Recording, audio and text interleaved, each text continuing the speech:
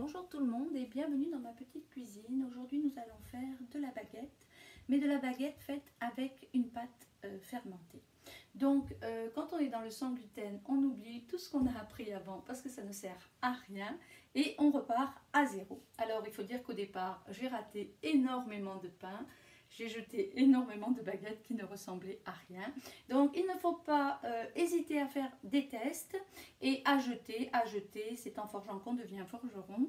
Donc c'est en apprenant à travailler avec le sans gluten qu'on devient assez bonne pour faire du sans gluten. Voilà. Donc je vous ai préparé une pâte. Alors ici j'ai fait ce qu'on appelle une pâte fermentée. Ce n'est pas un levain. Pourquoi ce n'est pas un levain? Parce qu'un levain c'est une pâte qui fermente depuis au moins 3 jours minimum. C'est une pâte qu'on nourrit. Donc là c'est vraiment une pâte fermentée. C'est-à-dire que c'est une pâte dans laquelle j'ai été mettre alors de l'eau, j'ai été mettre de la farine et j'ai été mettre de la levure. Donc je vais vous la montrer parce qu'elle est pleine de bulles. Alors voilà, vous allez voir, vous voyez, on voit les bulles, vous voyez les bulles? Voilà, voilà, tous ces trous, vous voyez la pâte, comment elle est? Voilà, elle est pleine de bulles. Alors, la pâte, j'avais marqué sur le dessus, vous voyez, j'avais marqué l'heure, parce que je fais tellement de choses, je ne sais pas si on le voit, mais je fais tellement de choses que quand je mets des pâtes ou quoi que ce soit, je me mets un petit horaire pour savoir à partir de quand je peux utiliser ma pâte. Donc, ma pâte a fermenté pendant 1 heure. Qu'est-ce que j'ai mis dans ma pâte? Alors, j'ai mis de la farine. Alors, ici, je l'ai faite à la farine de sarrasin. Ce matin, j'avais fait un mélange sarrasin et sorgho. Donc, on peut vraiment aller varier. Donc là, on va rester dans une seule recette. On va prendre ici le sarrasin. Donc, 140 g de sarrasin. Ce matin, j'avais fait 100 g de sarrasin et 40 g de sorgho. Ça va juste changer le goût de votre pain. Donc, la pâte a levé au moins 1 heure. Vous avez vu, elle est pleine de bulles. Quand elle est pleine de bulles, c'est qu'elle est fonctionnelle.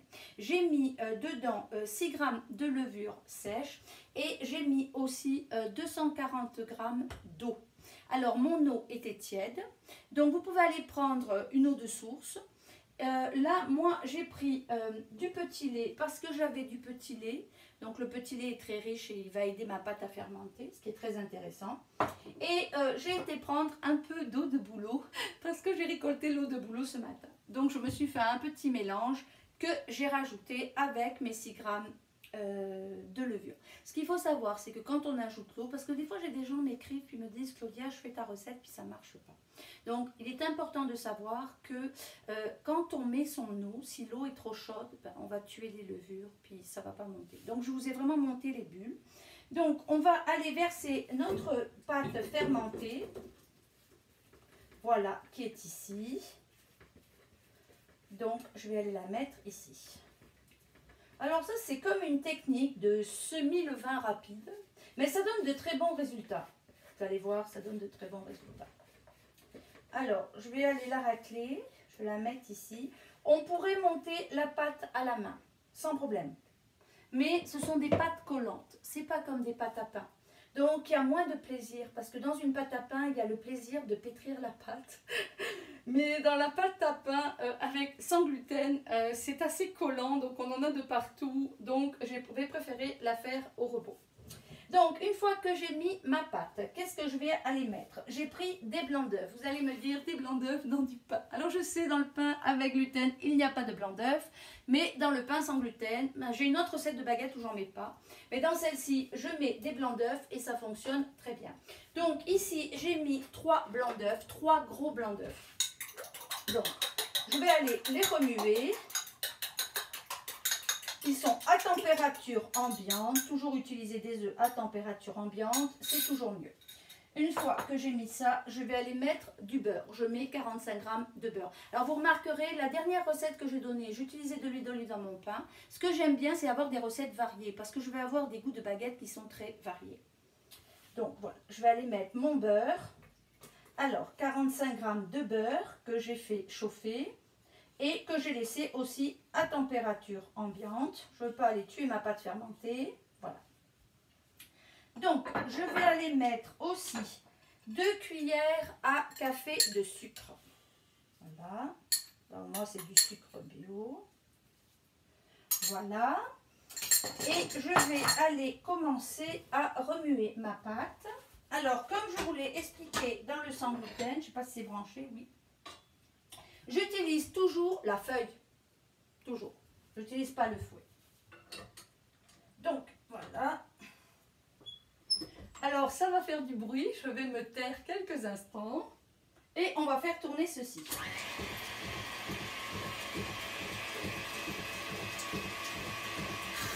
Voilà. On aurait très bien pu aller le faire à la main avec un fouet. Donc, parfois, j'opte pour des solutions de facilité. Ça, c'est une solution de facilité. Alors, par la suite, on va aller mettre la farine. Alors, la farine qui est ici. Une cuillère. Ouais. Voilà. Donc, je vais mettre 280 g de farine. Ici, j'ai de la farine angélique. Mais j'aurais pu aller mettre de la farine de riz. Je l'ai déjà fait avec de la farine de riz. On obtient un résultat complètement différent. Je préfère avec ma farine angélique. On peut aussi aller faire un mélange. Alors, je sais que j'ai dit que je ferai un atelier sur les mélanges. Je vous promets que je vais le faire. C'est juste qu'en ce moment, tout est fou. Tout est fou. Voilà. Je ne suis pas dans mon créneau habituel. Je pense que personne ne l'est. Je suis assez débordée par d'autres tâches. Donc voilà. Alors je continue quand même à faire des recettes de cuisine parce qu'il faut bien manger. Et que j'aime bien manger. Et que j'aime avoir mon pain. Donc voilà. Donc j'ai mis ma farine. Je vais aller mettre de la gomme de xanthane. Donc j'ai mis 280 g de farine angélique. Je vais aller mettre une cuillère à café de gomme de xanthane, qui est un liant. Voilà. Et je vais aller mettre une cuillère à café de psyllium. Voilà.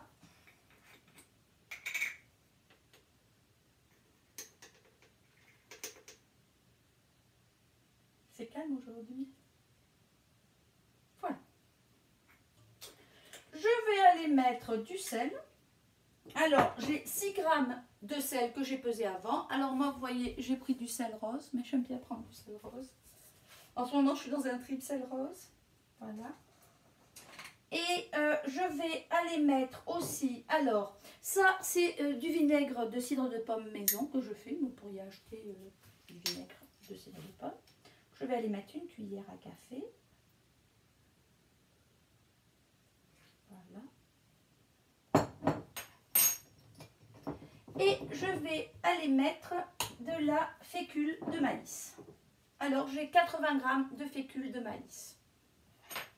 Et voilà, ma baguette est terminée. Vous voyez, c'est pas très compliqué. Voilà. Alors là, si on avait le goût, on irait masser à la main. Alors, comme je n'ai pas du tout le goût, parce que je vais avoir les mains dans un état critique. Alors, voilà. Je vais me taire 2 minutes. Oups. Bon, je l'ai mis trop fort, bien sûr.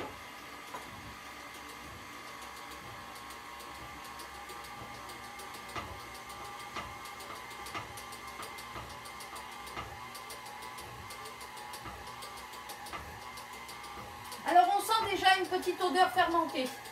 Mais ça, c'est ma pâte. Ma pâte est fermentée. Ça a une odeur particulière. Un peu une odeur de levain. Si vous avez l'habitude de travailler avec des levains... Bon, j'avais dit que j'allais me taire. Donc voilà. Je disais que ça sentait une odeur de levain, mais c'est la pâte qui a fermenté qui sent cette odeur. Donc voilà, ma baguette est terminée. Ça paraît fou, mais c'est comme ça. Donc là, vous pouvez aller enlever la pâte. Voilà. Et là, la pâte de la baguette est terminée. Alors, vous auriez pu aller mettre des graines dedans. Ce matin, j'avais mis des graines. D'ailleurs, je vais en mettre un petit peu parce que j'aime bien avoir des graines. Mais c'est facultatif, vous pourriez ne pas en mettre. Alors moi, j'ai toute une série de graines que j'utilise. Les graines de chia, les graines de lin, les graines de chanvre. Alors, ce matin, j'ai mis du lin. Alors là, je vais aller mettre du chanvre. Comme ça, ça fera changement. Oh, je ne vais pas en mettre beaucoup. Mais j'aime ça avoir des graines dans mes pains. Je prends une petite cuillère propre. Voilà.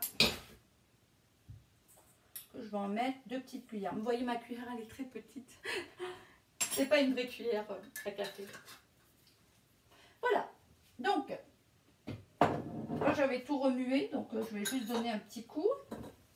Alors, je vais vous montrer la consistance de la pâte. Parce que ça, c'est important. Et je vais vous le montrer quand je vais mettre. Alors, j'avais sorti ma balance parce qu'avant, j'ai pesé. Et j'ai une petite balance pour le sel, parce que le sel, c'est quand même important. Et j'ai remarqué que si je pèse sur la grosse balance, des petites quantités de sel, c'est pas très fiable. Voilà. Donc, ici, j'ai mon moule à pain. Vous voyez? Alors, avant de commencer, je lui ai mis un peu d'huile. Je l'ai badigeonné d'huile. Alors, j'adore ce type de moule. Ça, c'est pour faire la baguette, c'est génial, c'est troué, ça coud bien, ça donne un croustillant, c'est vraiment génial. Alors, j'aime les 3 rangées, parce que j'en ai d'autres qui ont 2 rangées, mais si le pain déborde, il va coller sur l'autre, puis ça m'énerve, parce que quand il se coupe, il y a comme une partie où il n'y a pas de croûte, et qui va sécher plus vite. Alors là, en fait, je vais en monter un ici, et en monter un ici. Mais j'en ai plusieurs. Mais bon, j'adore faire la baguette. Donc là, ici, vous voyez que j'avais commencé à mettre de l'huile. Et je voulais vous montrer ce que je fais souvent. Donc ici, j'ai des graines de lin. Donc ce que je vais faire, c'est que je vais aller en mettre un tout petit peu, vous voyez, comme ceci.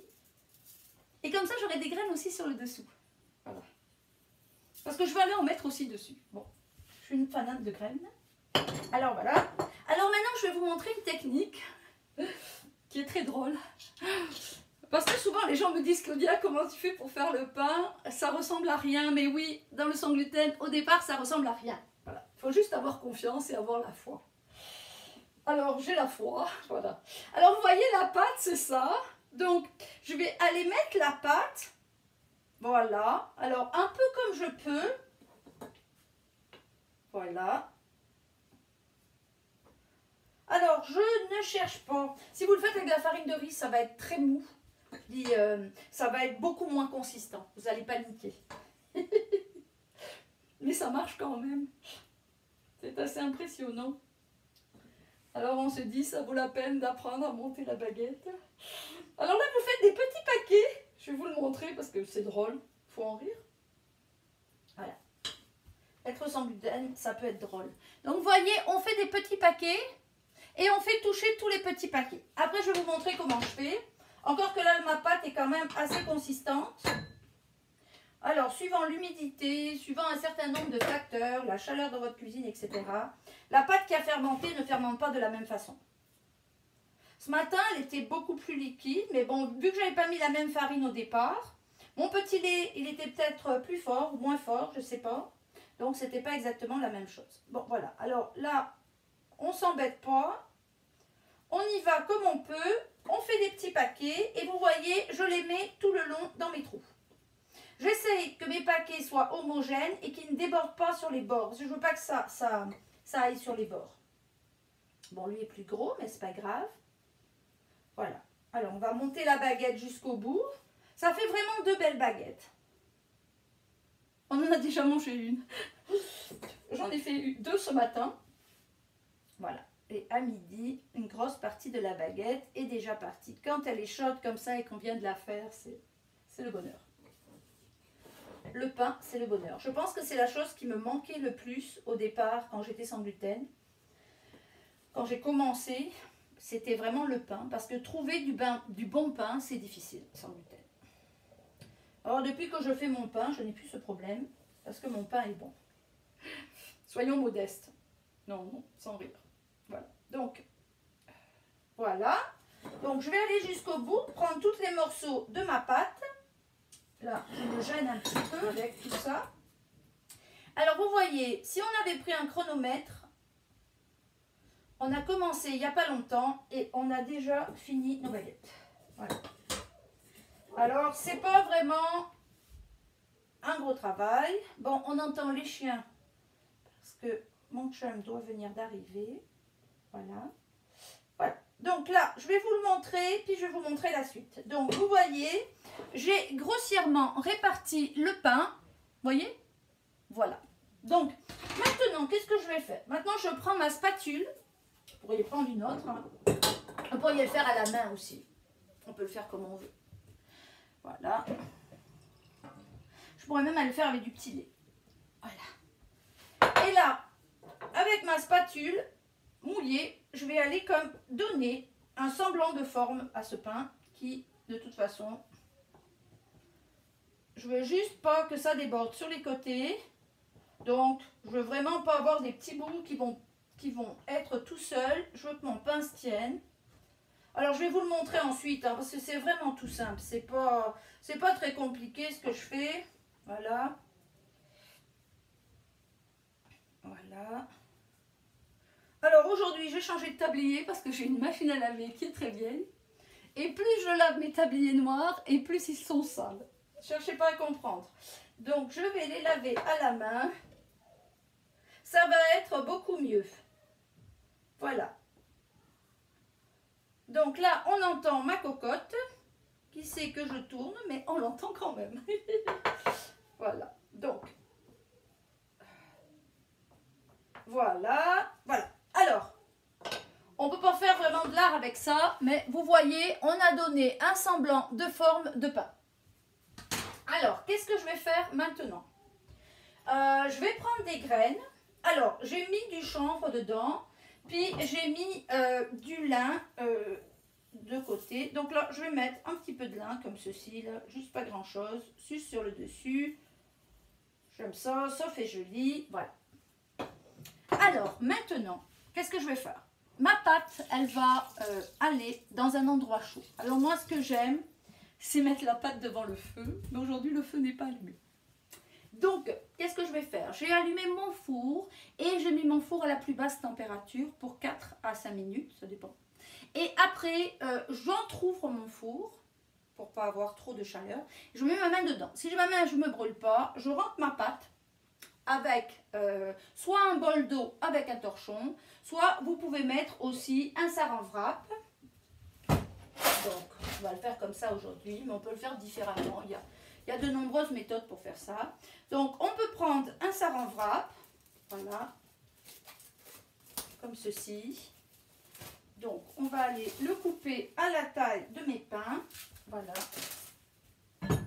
Voilà. Je vais aller le mettre. Alors, moi, je fais comme ceci. Je le mets sur mes pains. Je vais aller prendre de l'huile d'olive. Ça, c'est de l'huile d'olive que j'ai ramenée de Grèce. Alors, que je remis dans des bouteilles foncées pour pas qu'elles s'abîment. Alors, moi, je fais ça. Je mets de l'huile au centre. Et après, ce que je fais, c'est que je plie mon papier pour avoir de l'huile partout. Voilà. Voilà. Voilà. Donc, c'est une façon de mettre de l'huile sur son papier. Voilà. Et je vais aller mettre mon papier sur le dessus de mon pain. Voilà. Maintenant que ça coule plus, je peux l'étaler. Voilà. Et je vais aller mettre mon papier comme ceci, mon saran wrap. Alors, on pourrait faire la même chose avec un torchon mouillé. Le problème du torchon mouillé, avant je le faisais toujours comme ça avec gluten, c'est que quand la pâte elle gonfle, elle s'attache au torchon. Et dans le sans gluten, quand on l'enlève, ça redescend. Et ça, on ne veut pas ça. Donc, je préfère le faire comme ceci. Mais on pourrait le faire autrement. Voilà. Donc là, je vais aller mettre ma pâte à lever dans mon four pendant un bon 35-40 minutes. Vous allez le voir parce que la pâte, elle va gonfler. Elle va vraiment gonfler. La pâte, on va le voir. Elle ne va plus être comme ça petite. Vous voyez, là, elle est petite. On va la voir vraiment gonfler. Une fois que la pâte aura gonflé, qu'est-ce qu'on fait? On prend un petit outil, comme ceci. Alors, vous voyez ici, c'est une lame. Bon, elle était comme ça, je l'ai utilisée ce matin. Voilà, alors ça, c'est une lame qui permet d'aller entailler le pain. Voilà, ça pourrait être une lame de rasoir. Alors, si on n'a pas le petit outil, alors on ne panique pas. Moi, ce que je fais, c'est que je prends un ciseau et je vais aller faire des entailles avec mon ciseau. Après, ça fait comme un pain en épi, mais c'est très bon. J'aime beaucoup faire ça. Donc, une fois que le pain à monter devant une source de chaleur, soit dans le four, soit devant votre feu, soit ça pourrait être dans un endroit devant un radiateur, dans un endroit où il fait chaud.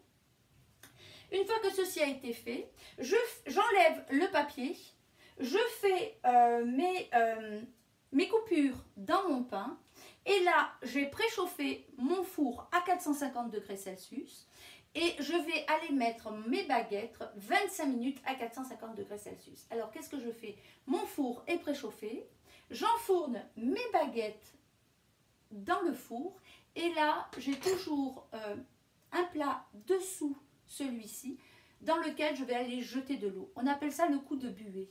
Le coup de buée, c'est de faire de la buée. Donc le fait que mon four soit très chaud et que je jette de l'eau froide à l'intérieur de mon plat, ça va faire de la buée et ça donne un pain qui est craquant. Donc voilà, le pain va cuire 25 minutes et après je vais diminuer mon feu à 350 et là je vais le cuire en 15 minutes ou en 20 minutes, ça dépend. Alors, je vais me laver les mains et je vais vous montrer le tour de passe-passe. C'est que j'ai fait le pain ce matin. Alors, il faut que j'apprenne à faire des montages, bien sûr. Ça va arriver à un moment donné. J'ai commencé à regarder comment faire, mais bon, ça va me prendre du temps. Tout me prend du temps pour apprendre. Alors, voilà. Alors, je vous montre la baguette. Ce matin, j'en avais 2. Alors, vous voyez bien ici mes coups de ciseaux. Vous voyez? Voilà, ça fait comme un pain en épi. Et voilà. Et alors, je vous dis, quand le pain est cuit, alors déjà, un pain cuit, ça sonne creux.